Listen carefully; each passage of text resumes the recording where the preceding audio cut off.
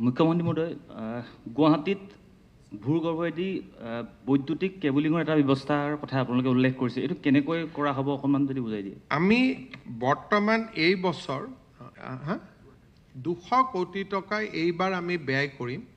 লাইনবিলাক আমি মাটি তলেদি লৈ যাম। এতিয়া আপোনালোকে চাব, গুৱাহাটী ধাৰাপুৰৰ পৰা গুৱাহাটী বিমানবন্দৰলৈকে আমি যিটো ৰাস্তা বনাইছোঁ তাৰ ওপৰত কেবল দেখা নাপায়, কেবল তলেদি আছে।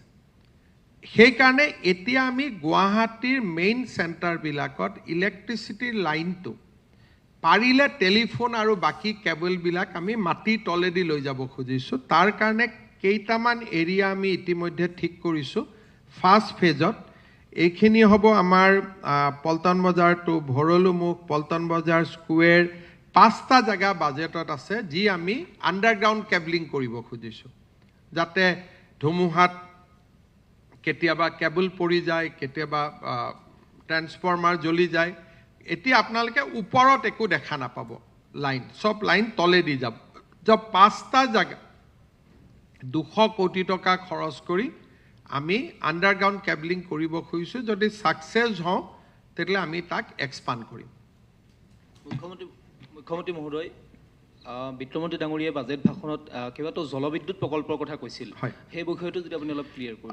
প্ৰথম কথা, আমাৰ কপিলী জলবিদ্যুৎ প্ৰকল্প অসমত আমি আৰম্ভ কৰিছিলোঁ। ই 100 মেগাৱাট আমাক বিদ্যুৎ দিব।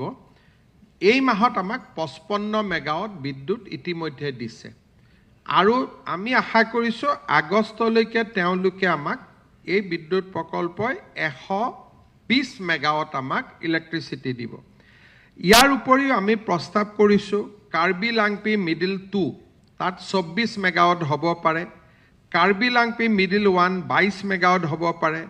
ধনচিৰিত 20 megawatt, Lunglit 6 megawatt, Disaidam 15 megawatt, Bordikorai 4 megawatt, Amri 20 megawatt, Jenam 8 megawatt, Kirang 4 megawatt, Desang 9 megawatt, Amphi 4 megawatt. অৰ্থাৎ অসমত যদি আমি 3000 কোটি টকা ব্যয় কৰোঁ, আমি 137টা জলবিদ্যুৎ প্ৰকল্প আমি নিৰ্মাণ কৰিব পাৰোঁ। কিন্তু এইবোৰ বৃহৎ জলবিদ্যুৎ প্ৰকল্প নহয়, ক্ষুদ্ৰ ক্ষুদ্ৰ জলবিদ্যুৎ প্ৰকল্প। ইয়াৰ প্ৰাক্কলন প্ৰস্তুত কৰাৰ কাম আমি ইতিমধ্যে হাতত লৈছোঁ।